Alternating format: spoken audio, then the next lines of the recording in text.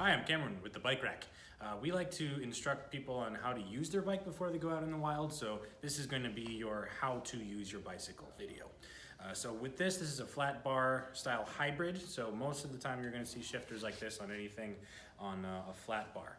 But the very first thing that I always like to talk about is that the brakes work really well on your bike, especially nowadays with almost everything having disc brakes on it. So you never really have to squeeze real tight on your hands to get the bike to stop. Always want to use your right hand or both hands to stop the bike, not just your left hand. Your left hand is the front brake and it's very effective at stopping the bike, but unfortunately with some speed going, it could actually lock up the front wheel and either throw you or just reduce your ability to control the bike through what you're trying to do. So always want to use your right hand or both hands. Both brakes, and the rear brake is just a little bit safer. If you lock this one up all by itself, it's just going to skid the rear tire and a lot less likely to be any type of issue for you. Your left hand controls everything towards the front of the bike, both brakes and gears. So your right hand controls everything towards the rear of the bike, brakes and gears, right, rear. It's an easier way to think about it. So the front set of gears, they make large adjustments to how hard it is to pedal. Right set of gears or rear set of gears controls your fine adjustment. You do most of your shifting on the right hand. How you shift is always be pedaling when you want to shift. Just makes everything work better.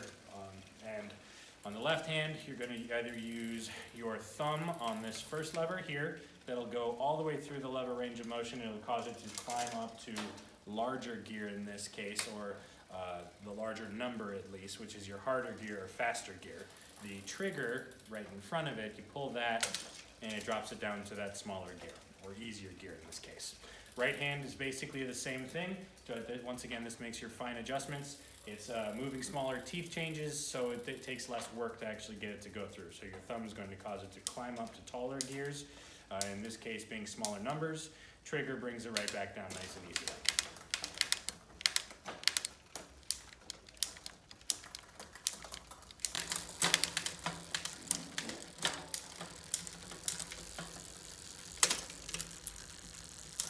So with your shifting, there's a couple things you would like to try to avoid. One is shifting under really heavy pressure or heavy load, which means shift when you see a hill rather than when you're halfway up that hill. If you're shifting while you're on the hill, you're going to usually be trying to shift a much larger change, so you're going to be shifting up front.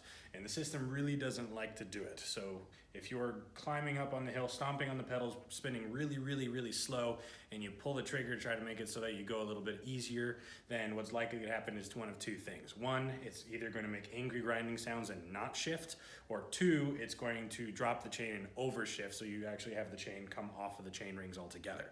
This is not the worst thing in the world. It's always inconvenient though, because you're usually halfway up a hill and you have to start riding again with no momentum. So always try to shift a little bit early. The rear set of gears will shift okay if it's under load, but it's just recommended to do it with lighter pressure on the pedals. A couple other things you want to try to avoid is your opposite extremes. So you'd never want to have your hardest and your easiest thing in the same gears. So if you're in the hardest gear up front, being in this case 2, or in the easiest gear in the back, which is 1 always, if you have anything on your indicators. And you can also take a look at the indicators if they exist and see if all the lines are all the way to the outside or all the way to the inside. It's also not ideal. It's just another way to think about it. So if you're in this gear combination, there's a really wide chain angle from here to the back. It's usually rubbing on derailleurs. It's loud, so you always get some positive feedback from your bike saying that it doesn't really like it. But if you like the way this gear feels for what you're doing, go ahead and drop yourself into your smaller chain ring in between and somewhere more in the middle of the cassette, and that's pretty much the same gear.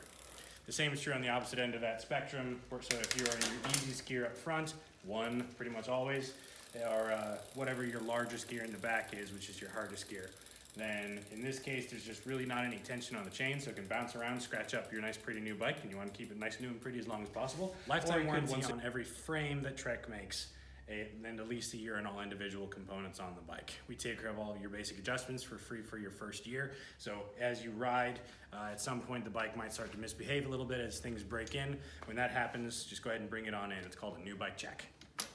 Last thing I always like to tell people about is how to remove a wheel in case you ever need to. So there's a couple different versions of this, but this one is called a through skewer, which makes it nice and easy to put your wheel in straight every time, and all it takes is, for one thing, there's a lever on one side, and right now it says closed, now it says open, and then you're just going to take it and unthread it straight from the fork. And then when you can pull the whole thing out, the whole wheel comes out, nice and easy like. If you're out in the real world, you don't have one of these nifty stands, so you'll probably flip the bike upside down so that gravity's not fighting you. But putting it back in is the exact same process. There's not a lot of real estate here between your disc caliper and where you're gonna put your rotor, but you wanna make sure you get it up in there or down in there, depending on, once again, the orientation of the bike. Get your wheel up inside the dropouts, put your skewer through. I'm not gonna say anything while I'm doing this until I actually get it in.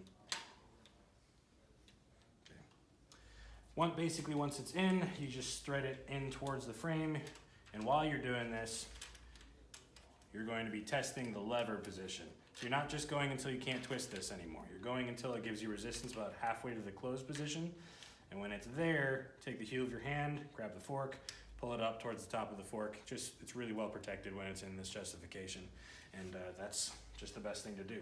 At home, all you need to do to your bike is keep the frame generally clean. If she gets filthy, it's fine to just hose it down, wipe it off. It's just fine. Just try to avoid spraying water directly on all of these moving parts. They do not mind being wet, but they want to have grease on them, so you don't want to wash that away all the time. If you have this style of bike and you're riding on bike trails, typically what we recommend is a dry Teflon-based lube. The stuff that we have here is a drip bottle, and all you have to do to apply is lean the bike up against something. Some kickstands will allow you to do it just with the kickstand down if it's a direct mount or it's a rear mount. But you just have to be able to move your cranks. And then you're just going to drip directly onto the chain, spin, so it's pretty liberally lubricated.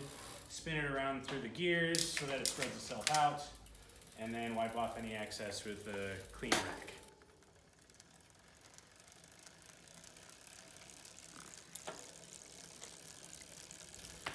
You want to make sure you're airing your tires about once a week if riding regularly.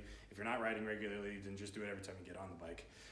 They do say on the sidewall of the tire what range they like to be in, so just use that as your indication for your pressure range. So in this case, it's raised letters. Sometimes you'll find that they are printed. It doesn't really matter. It will always tell you a range on the tire itself. So sometime in between the numbers that it tells you is anywhere that in there is safe.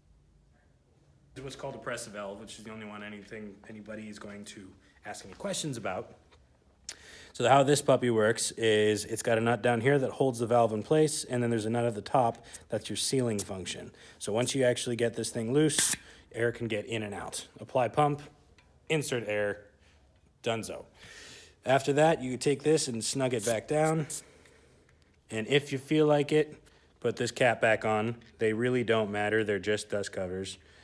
So it does not keep air in your system at all, but some people like to have them. They will break or you'll lose them, and that's fine because it doesn't matter.